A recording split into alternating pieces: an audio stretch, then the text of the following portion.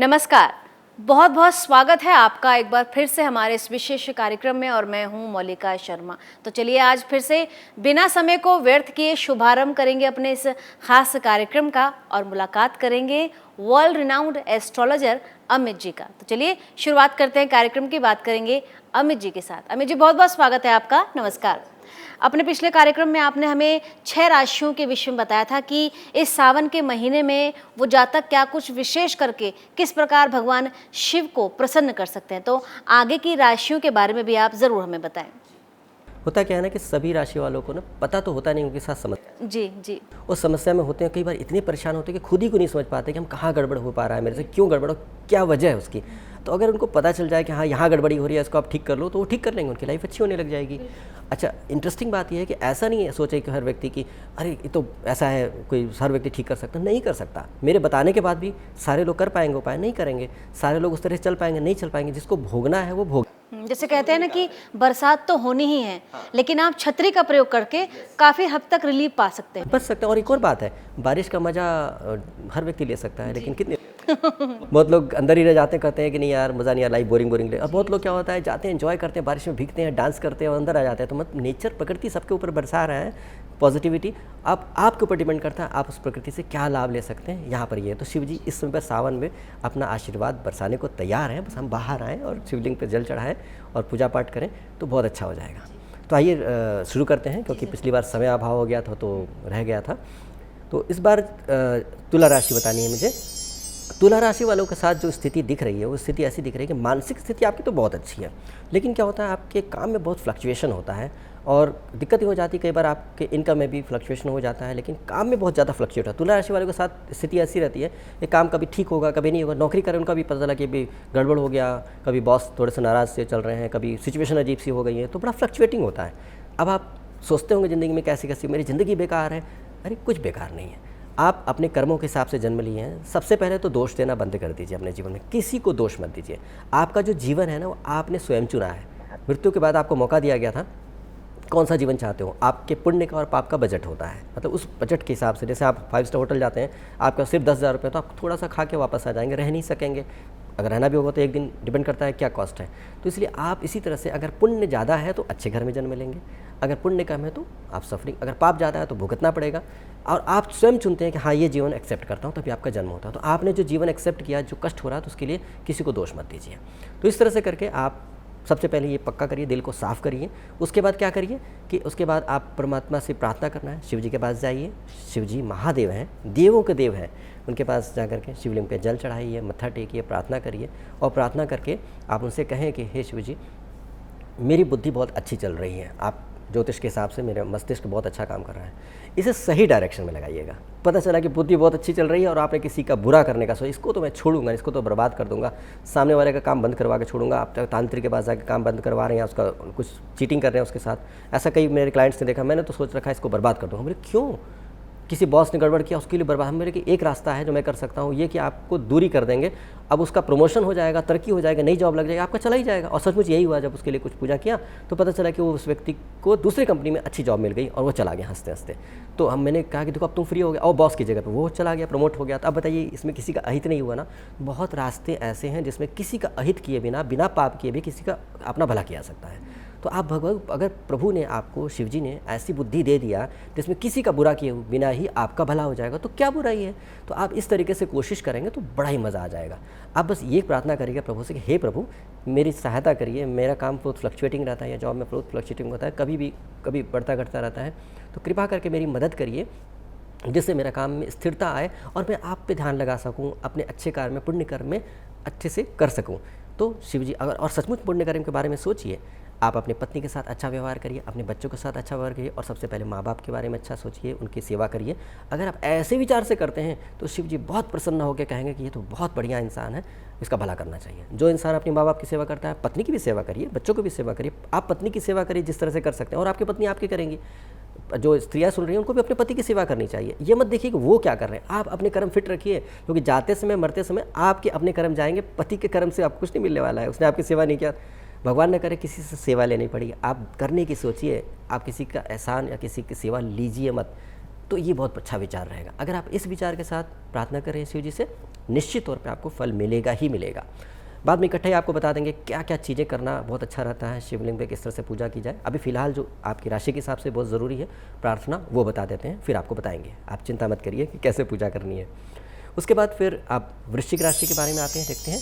वृश्चिक राशि में अगर देखते हैं तो वृश्चिक राशि वालों के साथ तो बहुत ही अजीब सा समय चल रहा है। समय ये चल रहा है कि आपकी बुद्धि इतनी ख़राब हो रखी है कि आप कुछ ना कुछ गड़बड़ कर दिया करेंगे।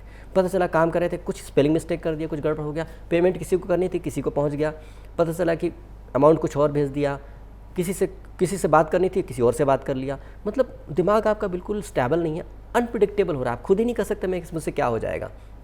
आपके मन में बहुत ही परेशानी है, बहुत ही अस्थिरता है, और राहु महाराज आपके मस्तिष्क में पूरी तरह से हलचल मचा के रखे हैं। आप शांति से तो बैठ ही नहीं पा रहे हैं। सारे सिचुएशन ठीक होने के बाद भी जब आप ही नहीं ठीक हैं, आपकी बुद्धि नहीं ठीक कर रही है, तो कैसे आपको बढ़िया से बढ़िया खाना खिलाया जाएगा। हो सकता है आप एंजॉय नहीं करो, आपका दिमाग लॉस्ट है, खोया हुआ है, आपको पता ही नहीं क्या कितनी बढ़िया भोजन कर रहे हैं, आपके परिवार में एंजॉयमेंट चल रहा है और आप चिंता में परेशान हैं क्योंकि आपके मन में शांति तो है ही नहीं।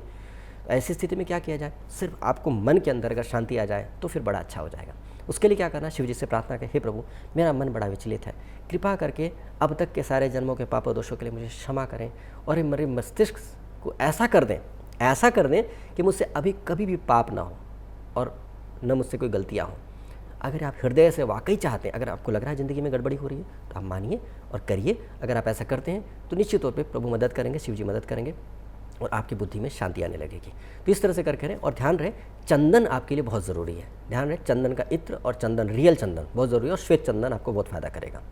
तो आप शिवलिंग पे जाकर के चंदन से ज़रूर लेपन कीजिएगा, बहुत अच्छा रहेगा। अगर आप ज़्यादा कुछ नहीं कर सकते तो टीका ही लगा के आइएगा शिव जी को शिवलिंग पे, तो अच्छा रहेगा। तो इस तरह से बाकी सारी विधि सेम रहेगी, लेकिन आपके लिए विशेष तौर पे ऐसा करना अच्छा रहेगा। अगर आप इतना कर लेते हैं तो आपके लिए बहुत अच्छा है, क्योंकि आपके जीवन साथी के साथ भी अच्छा, आपके पार्टनरशिप में भी अच्छा चल रहा है, आपके बिजनेस में भी काफ़ी इंप्रूवमेंट दिख रहा है। सब तरह की चीज़ें अब बेहतर हो चुकी हैं। पहले आप काफ़ी भुगत रहे थे और आपने कुछ डेफिनेटली गलती किया ही होगा, ये पक्का विश्वास है।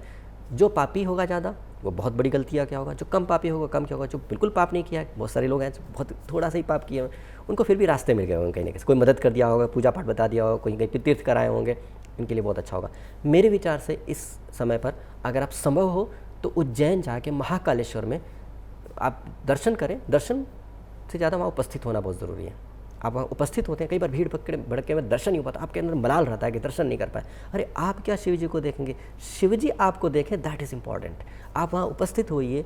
अंदर जब जाते हैं शिवलिंग के पास तो वहाँ खड़े होकर के आग बंद करके भी आप वहाँ थोड़ी देर रह गए और बाहर निकल आते हैं, तो उससे आपके अंदर ऊर्जा का परिवर्तन हो जाता है, शुद्ध हो जाती है ऊर्जा। तो इस तरह से आप वहाँ से अगर लौटेंगे तो आपके जीवन में परिवर्तन होगा। ध्यान रहे सीधे घर ही आना है। इसके बाद आप आगे बढ़ते हैं धनु राशि वालों के लिए। धनु राशि वालों के लिए स्थिति अभी बहुत ख़राब चल रही है। पहले तो बहुत अच्छी चल रही थी, करीब करीब समझ लीजिए 15-20 दिन से ऐसी स्थिति आ गई है कि मन बड़ा डूबा सा है, सब सिचुएशन ख़राब दिख रही हैं। अभी कुछ दिन पहले से ही थोड़ा सा बेटर हुआ है कि भाई पार्टनरशिप में थोड़ी सी लोग मतलब तालमेल ठीक बनने लगा है, तो उनके साथ भी थोड़ी सी उलझने हो गई थी। आपकी नेगेटिविटी से लोग डर रहे थे कि भाई ये क्या हो रहा है, तो दिमाग ही नहीं काम कर रहा है इसका, ऐसे करके। तो ये सब चीज़ें थोड़ी सी उलझी हुई सी दिख रही थी।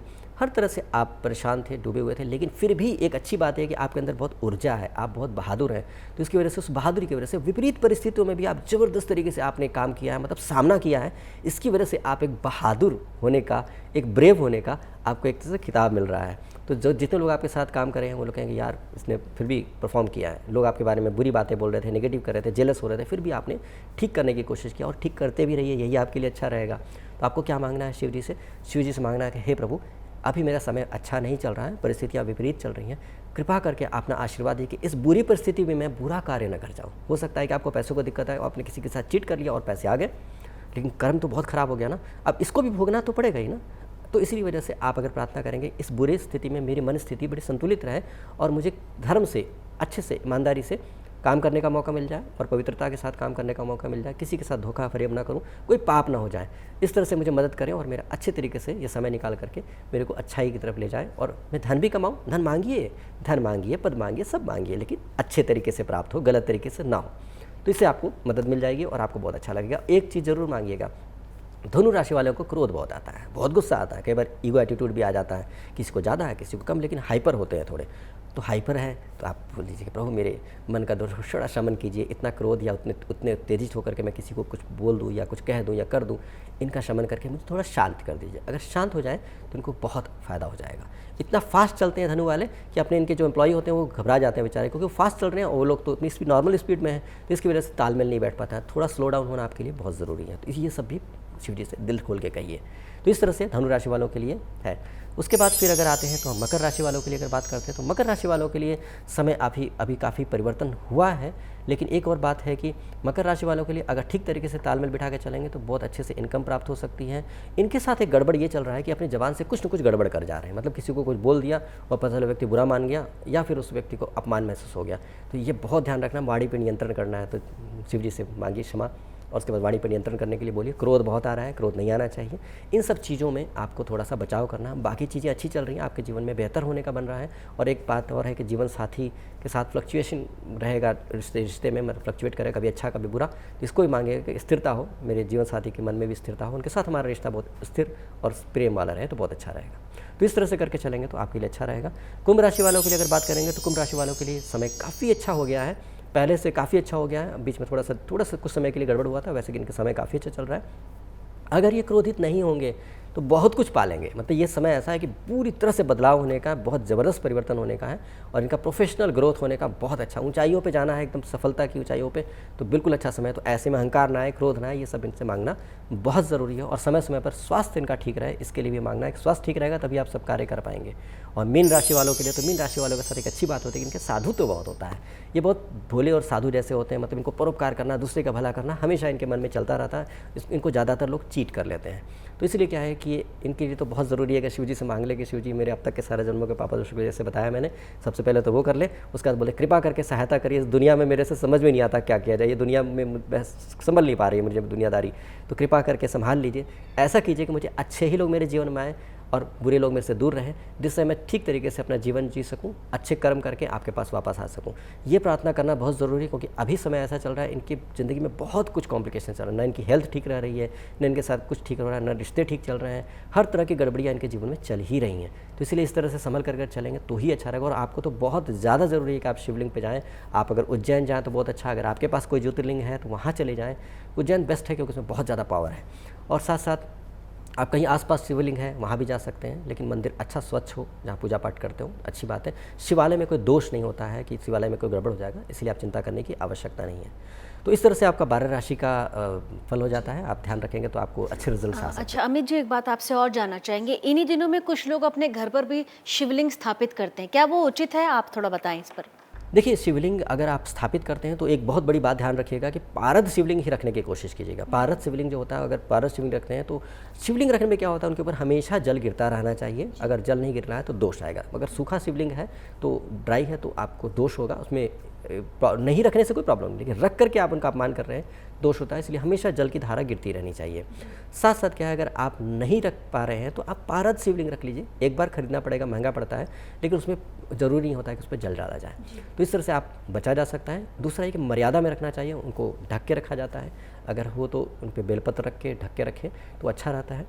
बेस्ट रहता है कि आप शिवालय में जाके करें, और निर्जन स्थान पर हमेशा शिवालय बनाया जाता है, घर में नहीं बनाया जाता है। यदि आप दीक्षित हैं, आपके गुरु से दीक्षा मिली है, तभी आप हैंडल कर पाएंगे शिव जी की ऊर्जा को। इसलिए इस बात का विशेष ध्यान रखना चाहिए। एक और इम्पॉर्टेंट बात दिमाग में आ गई है, शायद दर्शकों के लिए भगवान ने मन में दिया है कि मैंने सबके लिए तो बताया, लेकिन स्त्रियों के लिए, लड़कियों के लिए तो बता नहीं पाए। उनको बहुत इच्छा होगी और स्त्रियाँ ज़्यादातर प्रोग्राम देखती हैं, तो स्त्रियों के लिए है कि क्या करें तो बहुत अच्छा होगा। सबसे बड़ी समस्या क्या है, लड़की की शादी या मैरिड लाइफ, ये सब दिक्कतें बहुत होती हैं। तो ऐसे में ये बहुत ज़रूरी है कि आप किस तरह से पूजा करें तो उसमें बहुत अच्छा रहेगा। ध्यान रहे शिव जी को क्या क्या नहीं चढ़ाना है, क्योंकि पूजा तो स्त्रियाँ ही ज़्यादातर करने की जाती हैं। सबसे पहले ध्यान रखिएगा कि शिव जी शिवलिंग पर कभी भी नारियल नहीं चढ़ाया जाता है, नारियल का पानी भी नहीं चढ़ाया जाता है, हाँ?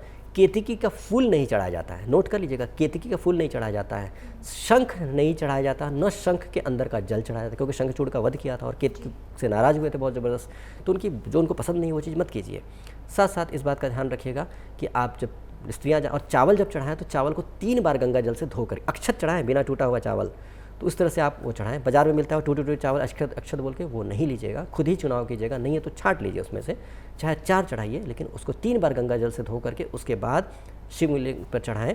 स्त्रियां और लड़कियां क्या करें कि जब शिवलिंग होता है उसके बीच में एक ऐसी लाइन खींची होती है, वो अशोक सुंदरी का स्थान होता है, वहाँ पर चावल अक्षत चढ़ा करके उनसे कामना करें कि मेरे जीवन में अच्छा कर दें, कृपा करें। अशोक सुंदरी से प्रार्थना करिए कि वो आपके जीवन में शिव जी से बोल के अच्छा करवा दें कि मेरे जीवन में मेरा वैवाहिक जीवन अच्छा रहे, मैं अच्छी रहूँ, मैं पाप मुक्त दोष मुक्त रहूँ, जो कहना है कह दीजिए, उनसे ही कह दीजिए, तो आपको बहुत अच्छा रहेगा। जल चढ़ाते समय एक बात का ध्यान रखिएगा, आप जब जल चढ़ा रहे हैं तो सबसे पहले गणपति जी शिवलिंग के पास होते हैं, उनको चढ़ाइए, उसके बाद कार्तिकेय भगवान को चढ़ाइए, फिर अशोक सुंदरी को चढ़ाइए, उसके बाद शिवलिंग पे जल चढ़ाएंगे तो बेस्ट रहेगा। ये तरीका सबसे अच्छा है। ऐसे करके आपको चढ़ा करके फिर परिक्रमा करके उनसे विदाई लेनी चाहिए। और आप शिवलिंग में, विशेष शिवलिंग में जाएँ तो भैरव जी के दर्शन करके उसके बाद ही निकलिएगा। ज़्यादातर जो अच्छे शिवलिंग होंगे, जैसे काशी विश्वनाथ जाएंगे तो वहाँ बनारस में, तो वहाँ पर भैरव जी का मंदिर थोड़ा दूर है, उनसे परमिशन लेकर के अगर आप जाते हैं तो उनके कोतवाल हैं, उनकी अनुमति होती है तभी आप पुण्य लेके जा पाएंगे। तो इसलिए ध्यान रखिए, देखिए शिवालय में कहीं भैरव जी हैं तो उनसे अनुमति लीजिएगा कि हे प्रभु, मैंने पाप मोक्षण के लिए शिव जी से प्रार्थना किया, जिस वजह से उनको बता दीजिए, कृपा करके अनुमति दीजिए जिससे मैं पुण्य ले जा सकूँ, आशीर्वाद ले जा सकूँ, और आप आशीर्वाद दीजिए और मुझे विदाई दीजिए। तो इस तरह से उनसे प्रार्थना करके जाएंगे तो आप पुण्य लेके घर आएंगे। उसके बाद माँ बाप का चरण छुएं, मंदिर में जाएँ, उसके बाद आप विश्वास कीजिए आपके जीवन में परिवर्तन आएगा ही। अमित जी, एक बात आपसे और जानूं जी, इन सावन के माह में दान किन चीज़ों का किया जाए, ये भी आप हमें बताएं। देखिए, बहुत अच्छा प्रश्न है और बहुत अच्छे से आपको जवाब देना चाहेंगे। ये है कि सबसे पहले तो क्रोध का, अहंकार का त्याग कर दीजिए, ये सबसे पहले। उसके बाद आप देखिए कि आप ये मत सोचिए हम ये कर दें बहुत बड़ा काम, वो करते हैं बहुत बड़ा काम, स्टॉप। अहंकार वाला काम मत कीजिए, शिव जी को कतई प्रिय नहीं है सब चीज़ें। अब आप देखिए कि आपके माँ बाप को क्या ज़रूरत है। हो सकता है कि आपके पिताजी के लिए अच्छे सा ब्लैंकेट लाते तो पिताजी को बड़ा मज़ा आता है, या इनको टोपी लाने की ज़रूरत है, आप लापरवाही कर रहे थे, समय नहीं मिलता, वाकई व्यस्त समय है, समय मिल नहीं पाता है, तो आप बारीकी से देखें, उनसे पूछें कि क्या चीज़ चाहिए, बहला फुसला के पूछें। बुजुर्ग लोग चाहते हैं कि बच्चे खर्च ना करें, तो आप उनसे पूछिए, बातें करके निकलवाइए, और वो चीज़ सबसे पहले अपने माता पिता को दीजिए। उसके बाद आप देखिए कि और उनके लिए क्या कर सकते हैं। फिर देखिए आपकी पत्नी को क्या आवश्यकता है, वो अपना घर बार छोड़ के आपके पास आई है, सब कुछ छोड़ करके आप पे भरोसा करके, हर कुछ की आपकी जिम्मेदारी है। आप कोशिश करिए कि वो, उसको क्या ज़रूरत है, अपनी पत्नी को प्रदान करें। पत्नियाँ ये करें कि अपने पति को देखें क्या दिक्कत की बात है, अपने सास ससुर को देखें कि क्या आवश्यकता है उनके लिए। सबसे पहले तो कहना चैरिटी बिगिंस एट होम, अंग्रेज़ों ने भी कहा है। तो अपने घर में सबसे पहले सबको सेवा करिए।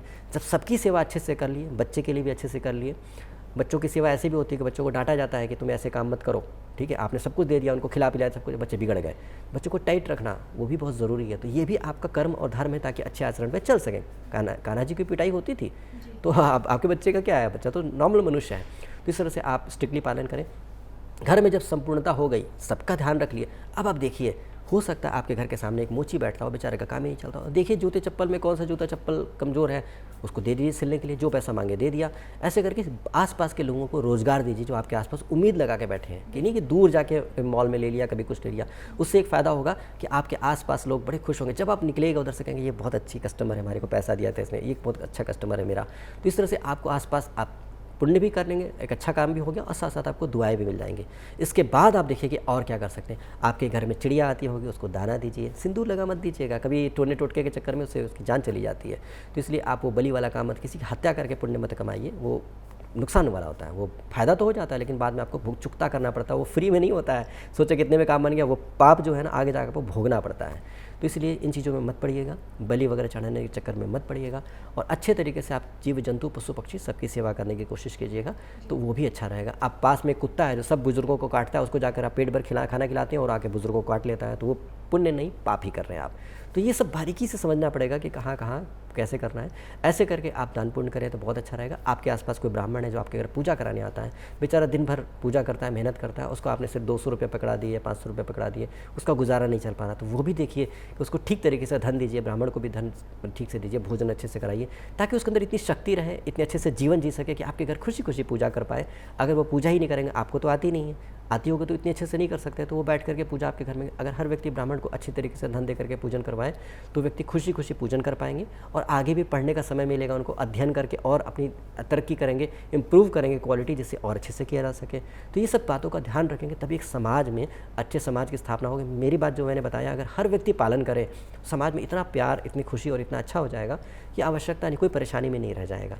तो इसीलिए इन चीज़ों का ध्यान रखना मेरे विचार से तो बहुत आवश्यक है। बहुत सुंदर, बहुत खूबसूरत जानकारी आज इस कार्यक्रम के ज़रिए हमें अमित जी ने बताई हैं, और जो उपाय इस कार्यक्रम के ज़रिए राशि अनुरूप या फिर बाद में जो भी बातें उन्होंने कहा है जो हमें जीवन में करनी चाहिए, यदि वाकई आप चाहते हैं कि भगवान भोलेनाथ आप पर कृपा हमेशा बनाए रखें, उन उपायों को आप अवश्य कीजिएगा। आज के इस खास कार्यक्रम में आप हमें दें इजाज़त, हम फिर हाजिर होंगे कुछ और नई जानकारियों के साथ। गुरुदेव, आज भी आपकी तमाम जानकारियों के बहुत बहुत शुक्रिया, धन्यवाद, नमस्कार। नमस्कार।